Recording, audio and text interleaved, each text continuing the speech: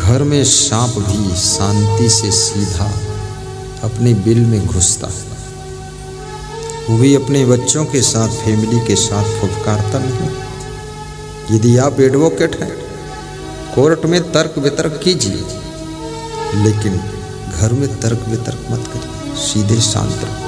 यदि आप पुलिस जवान हैं, अपराधियों को 2-4 लात मारिए, 2-4 गाली दे दो, धत्तेरी लत्तेरी, लेकिन घर में जाकर अपनी पत्नी को 2-4 लात मत मार देना।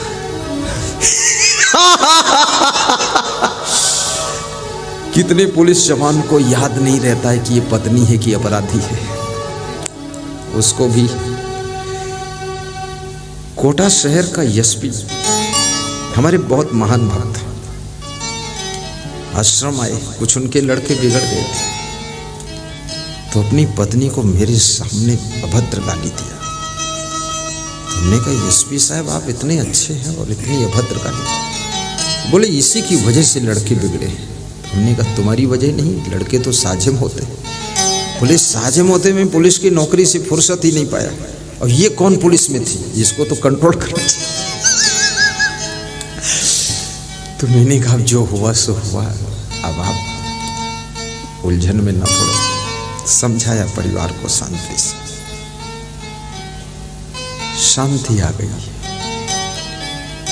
फिर बोले आपका आश्रम मैं करौली जिले में बनाऊंगा, 15 एकड़ जमीन खरीद कर दूंगा। तो मैंने कहा कि क्या रेट में मिलेगी? अरे बोले ये रेट तुमको जानने की क्या जरूरत है, हम सब जनता के लोग मिल के खरीद के आश्रम बना देंगे करौली जिले में। तुम कहाँ इस लफड़े में फंसोगे घूरते, ये तो हम लोगों का काम है। हमने कहा ठीक है। वास्तव में मैं निवेदन करूंगा, हम कहाँ पर बैठे हैं, किसके साथ बैठे हैं, किसके पास बैठे हैं,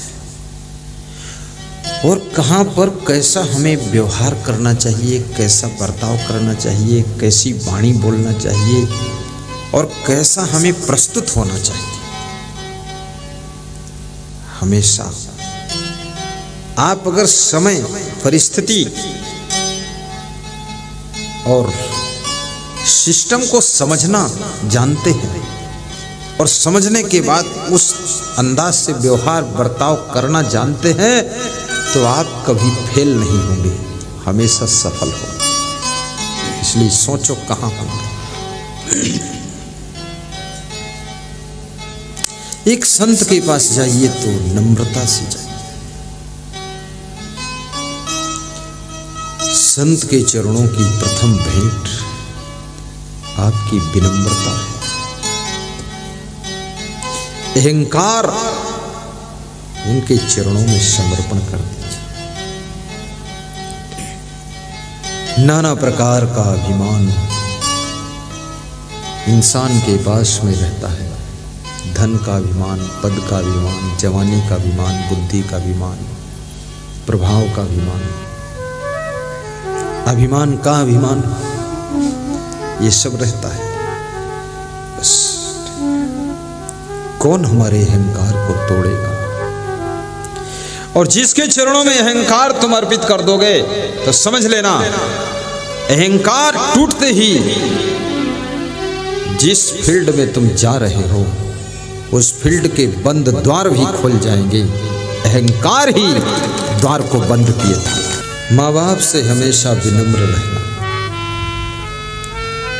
यदि माँ बाप से तुम अकड़ गए तो समझ लेना अब तुम दुनिया में कहीं भी सम्मान नहीं पाओगे।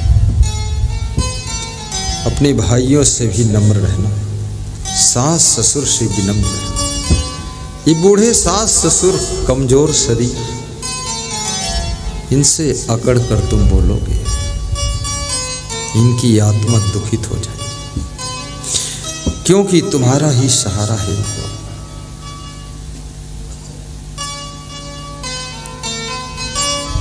इनके पैर पकड़ कर बोलो, अकड़ कर नहीं, पैर पकड़। गुरु रोज नहीं मिलेगा, लेकिन माता पिता के अंदर गुरु का भी रूप देख लो, देवी देवता का रूप देख लो। मात्र पितृ पूजन दिवस मनाओ, सदैव सुख मिलेगा। ये वैलेंटाइन डे मत मनाना। कहाँ तुम हिंदुस्तान में रहते हो, कहाँ कहाँ का कचरा यहाँ ढूंढ के ले आते हो। वैलेंटाइन फैलेंटाइन अर्थ भी नहीं मालूम है, भेड़ की तरह उसी में घुसते जा रहे। ये हिंदुस्तान की धरती पे गणेश जी को प्रथम पूज्य माना जाता है। प्रथम गणेशाय नमः क्यों लिखा जाता है? क्योंकि एक बार की कथा है पुराणों की। शिव जी के दो पुत्र थे, गणेश और कार्तिकेय।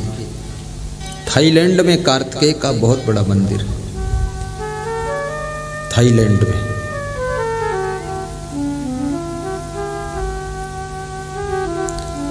गणेश की मूर्ति बहुत बड़ी है, लगभग होगी 100 फीट ऊंची या 200 फीट ऊंची।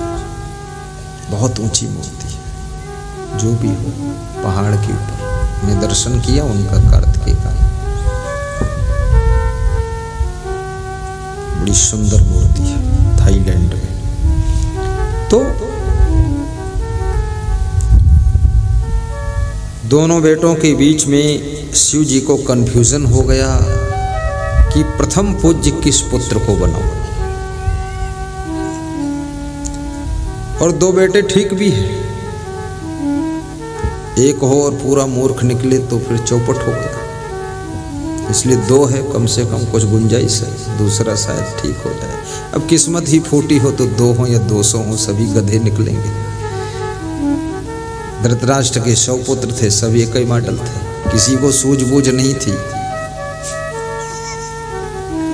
कीचक 100 भाई था, 100 के 100 नालायक थे। कभी कभी ऐसा भी हो जाता है। तो एक शर्त लगाई गई कि संपूर्ण पृथ्वी की परिक्रमा करके जो सबसे पहले नंबर पर वापस लौट कर आएगा उसे प्रथम पूज्य बनाया जाएगा। कार्तिकेय परिक्रमा के लिए निकल पड़ते हैं। उनका वाहन अच्छा था। और गणेश जी जब अपने वाहन को तैयार करते हैं तो उनका वाहन रोने लग जाता है। वो चूहा, वो बोला इतनी लंबी यात्रा हम नहीं कर पाएंगे। गणेश बड़े संतोषी, अभी तक वाहन चेंज ही नहीं किया।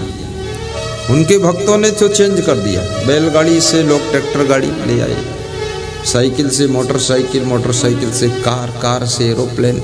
लेकिन भगवान, कोई भगवान ऐसा नहीं जो अपना वाहन चेंज किया। उनका वाहन चूहा है।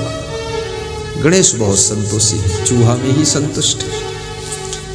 लेकिन मुझे कभी कभी संदेह होता है, ये चूहा इतना छोटा है और गणेश इतना मोटा है, उसकी पीठ पर बैठेगा तो चूहे का कचूमर निकल जाएगा। लेकिन वो चूहा भी उसी क्वालिटी का होगा।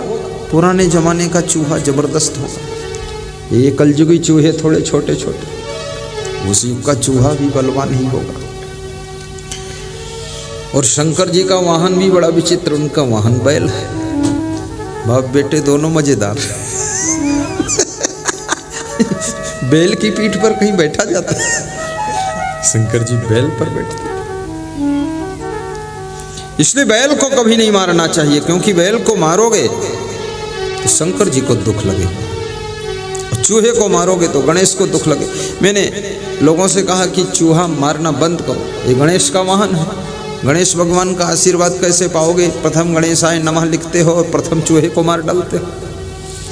तो लोगों ने कहा गणेश जी को भी अपना वाहन कंट्रोल में रखना चाहिए। स्वतंत्र आजादी से घूम रहा वाहन सब फसल खराब कर रहा। सच बात है। खैर, तो गणेश का चूहा रोने लगा तो गणेश दुखी हो गए कि अब मेरा चूहा ही जवाब दे दिया तो मैं कैसे आगे जाऊं। तो गणेश भी दुखी होकर बैठ गए। तब तक नारद जी आ गए। नारद जी ने गणेश से कहा, तुम दुखी क्यों, जाओ ना पृथ्वी की परिक्रमा करने। गणेश ने कहा, मेरा चूहा इतना यात्रा नहीं कर पाएगा और मैं बैठा हूँ, क्या करूँ, दुखी हूँ। कार्तिकेय तो सफल हो जाएगा, वही प्रथम पूज्य बन जाएगा, मैं पिछड़ जाऊँगा। तो नारद जी की कृपा, गुरु कृपा, नारद जी ने कहा, तुम अपने माता पिता की परिक्रमा करके पैर छूकर हाथ जोड़ के बैठ जाओ। गणेश जी अपने माता पिता की परिक्रमा करके हाथ जोड़ करके बैठ गए, ध्यान लगा लिया। कार्तिकेय जी बहुत दिनों के बाद पूरी पृथ्वी की परिक्रमा करके लौटे। देवताओं की मीटिंग हुई, नारद जी उपस्थित हुए। नारद जी ने कहा, पूरी पृथ्वी माता पिता से ही भरी हुई है और जिसने अपने माता पिता की परिक्रमा की है, उनका सम्मान किया है, तो समझ लो उसने पृथ्वी की परिक्रमा किया है। जो पूरी धरती घूम आया और अपने माता पिता को पहचान नहीं पाया, वो कैसे प्रथम पूज्य हो सकता है। इसलिए गणेश को प्रथम पूज्य बनाया जाए।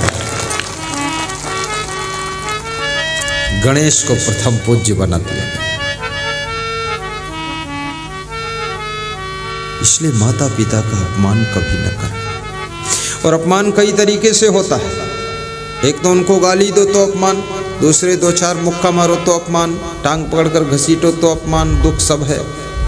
लेकिन और भी तरीके हैं। यदि तुम दारू पीते हो तो भी माँ बाप का अपमान है। तुम जुआ खेलते तो भी उनका अपमान है। तुम व्यभिचार करते तो भी अपमान है।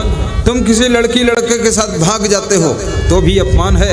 याद रखना, वो संतान जो कभी भी अपने माँ बाप को अपमान का मुंह देख खाती नहीं है, हमेशा सम्मान रखती है, वो संतान कभी दुख नहीं पाती है, हमेशा सुखी रहती है।